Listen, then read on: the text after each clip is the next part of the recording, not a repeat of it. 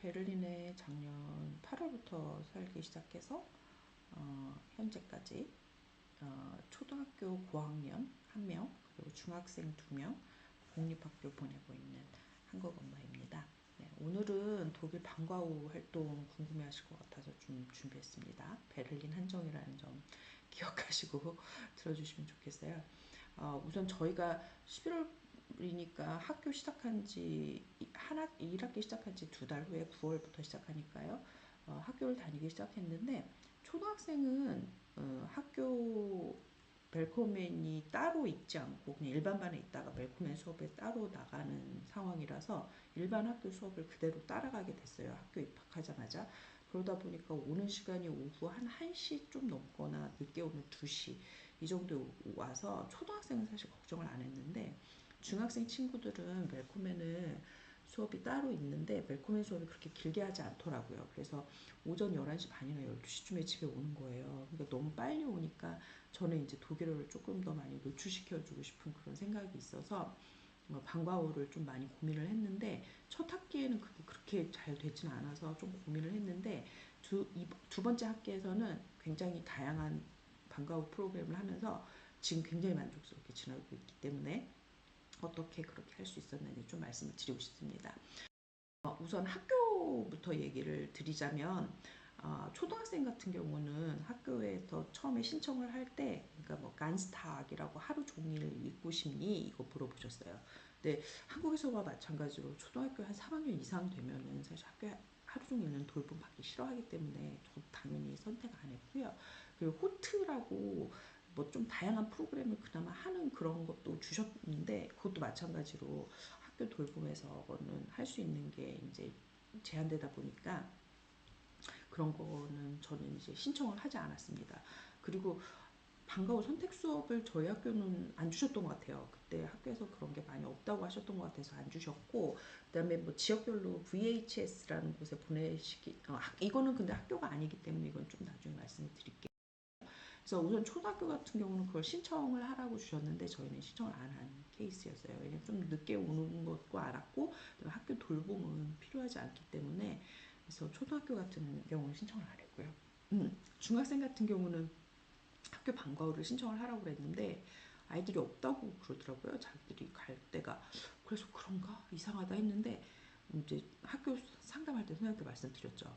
그러니까 공부가 아니더라도 어쨌든 아이들하고 어울리면서 독일어를 조금 많이 노출하고 독일어 배울 수 있는 기회가 있는 그런 프로그램을 하고 싶다. 그랬더니 많이 있다고 있는데 왜 신청 안 했냐고 그러셔서 저는 놀랐죠. 그러니까 만약에 그렇게 아이들이 없다고 하면 그냥 학교 선생님한테 신청을 하시면 될 것 같습니다. 그래서 초등학교 같은 경우는 학교에서 하는 방과후는 하지 않고 있고요. 중학생 같은 경우는 저희 아직도 이제 아이들이 벨코멘이 있기 때문에 일반 학생들은 조금 늦게 끝나나 봐요. 그래서 일반 반 아이들 수업이 끝나는 2시쯤에 맞춰서 집에 와서 밥 먹고 그 방과후 수업 다시 다니고 있어서 아이들이 지금 학교에서 그 도자기 수업, 그다음에 뭐 만화 수업, 그리고 화학 수업 이렇게 3가지 하고 있습니다. 네, 그렇게 해서 저희는 그렇게 학교 방과후는 그렇게 하고 있고요. 음, 그 VHS라고 뭐 평생교육원 같은 게 베를린 시내에는 동네마다 여러 군데 있어요. 저희 동네에도 뭐 저희 집 가까운 데 있고 뭐 좀 큰 구에는 뭐 2개씩도 있고 뭐 그런 거 같더라고요. 적어도 1개 이상은 있어요. 어른들이 배울 수 있는 다양한 프로그램이 무료로 저렴하게 제공이 되기도 하고 그래서 어른들도 많이 다니시는데 저희 아이들은 그것까지는 신청을 안 했고요. 네. 그리고 이제 그 학업이 조금 어려운 경우라든가 그럴 때는 슐러 힐페 그러니까 뭐 학교 돈 주는 곳 아니면 낙 힐페 이런 게 있어요. 슐러 힐페, 낙 힐페 이런 게 있는데 이건 주로 이제 학원에서 많이 하세요. 그래서 우리 동네에도 이제 독일어 학원이 아무래도 베를린에는 외국인 노동자들이 많다 보니까 독일어 학원이 꽤 많은 편이거든요. 그래서 우리 동네 같은 번화가가 아닌 곳에도 있고 우리 동네도 그 옆에는 그 학원이 있더라고요. 근데 저희 아이들은 지금 학교 수업은 어쨌든 잘 따라가고 있다고 선생님들이 해주셔서 아직은 보내지 않고 있는데 그런 방법 사용하기도 하고 또 요새는 워낙에 온라인 코칭이 많기 때문에 베를린에서도 그런 온라인 코칭 수업 같은 거 광고가 많이 보여서 그런 부분으로 또 학업을 도움을 받을 수도 있겠습니다. 네, 근데 저희는 이제 지금 두 가지를 더 하고 있는데 하나는 스포츠고 하나는 음악이에요. 그래서 스포츠 같은 경우는 저희는 운 좋게도 주변에 태권도 학원을 찾아가지고 일주일에 월수금 3번 가고 학비는 55유로, 그다음에 또 할인 받아서 한 명은 50유로. 그렇게 해서 55유로, 50유로로 일주일에 3번, 한 번 갈 때마다 거의 1시간 반, 길게는 뭐 2시간까지 해주시는 그런 수업을 하고 있는데, 그런 청소년이 많아서 되게 좋고요. 베를린에서도 그렇게 흔하지 않은 케이스인 것 같아요. 청소년이 되게 많아서 좋고, 또 관장님이 되게 열정적이셔서 외부 활동도 꽤나 많이 하거든요. 예를 들어서 그 연합에서 태권도 대회 같은 거 친선 게임으로 하시고, 얼마 전에 난민 캠프에 가서 태권도 시범 했고, 그다음에 학교 같은 데서도 태권도 시범으로 가끔 나가세요. 학교나 아니면 행사.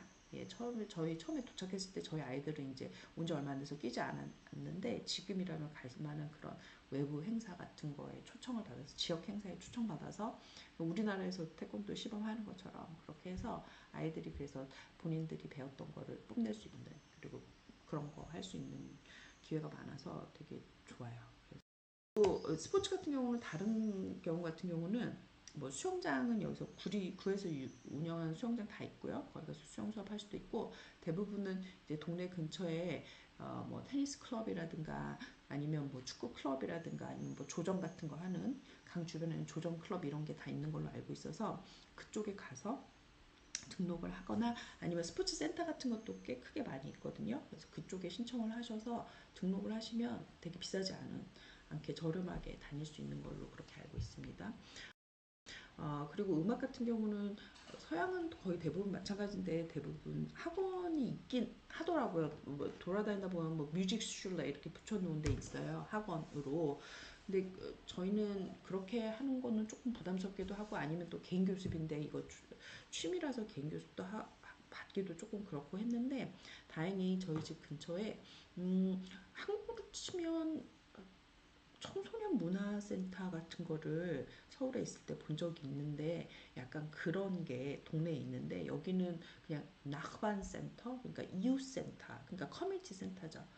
우리나라 치면 동사무소, 네, 서울 같은 경우는 동사무소에서 하는 프로그램이라고 할까요? 근데 아무래도 그냥 오전에만 하고 그렇게 많이 돼 있잖아요, 서울은. 근데 여기는 오후에도 프로그램 많아서 전 연령이 다 갈 수 있는 그런 센터가 있어요. 근데 거기에 마침 청소년 아이들이 할 수 있는 클래식 음악 프로그램이 있어서, 아이들이 첼로 2명, 그다음에 바이올린 1명 해서 세 아이 다 그 악기 배우러 다니는데요.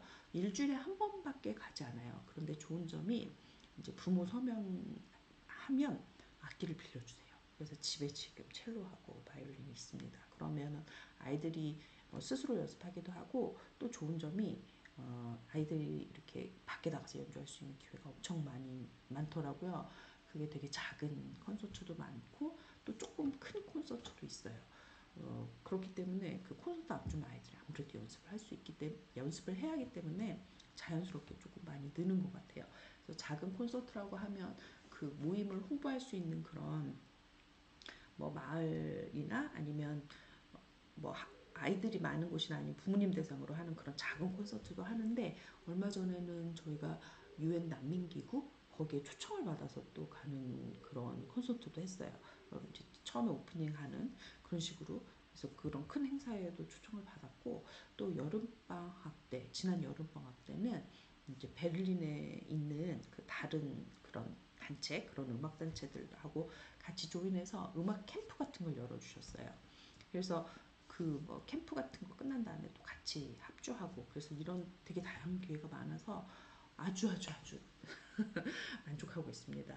물론 이게 약간 NGO 단체에서 운영하시는 것 같아요. 그러다 보니까 뭐 난민도 돕고 어려운 분들도 돕고 이런 단체라서 물론 무료고, 그러면서 또 아이들이 그렇게 다양한 사람 만날 수 있는 기회도 있고, 그래서 저희는 되게 만족하고 있습니다. 그래서 저희 아이들 같은 경우는 이번 학기에는 유로 수업은 그 태권도 학원 하나고요. 무료로는 그 음악 캠프, 그러니까 나흐반 센터라는 커뮤니티 센터에서 하는 프로그램을 좀 잘 찾아보시면 독일에서도 하실 수 있을 것 같고요. 그리고 마지막으로는 학교에서 하는 그런 거는 뭐 무료거나 아니면 가격이 굉장히 저렴하기 때문에 이런 부분 충분히 아이들의 그 오후 시간도 좀 잘 취미생활 잘 할 수 있게 도울 수 있습니다. 그리고 이제 방학을 맞아서 이제 여름방학 좀 기니까 지금까지도 그 방학 때 하는 프로그램에 좀 참여를 했었는데 예를 들어 봄방학 2주 동안 아이들 프로그램 참여하고 있는데 이번 여름방학에는 저희가 또 휴가를 길게 가지 못할 상황이어서 지금 선생님한테 그 상담 때 말씀을 드렸더니 선생님께서 이렇게 출력해서 종이로 주셨어요. 그래서 이런 출력한 거 보면서 저희 이제 썸머도 이제 준비해야 될 시기입니다. 네. 그럼 오늘은 조금 궁금해하실 것 같은 방과후 활동 소개해드렸고요. 다음에도 또 궁금하신 점 있으면 댓글로 남겨주시면 제가 또 답변할 수 있도록 하겠습니다. 네, 오늘은 여기까지입니다. Tschüss, bis bald.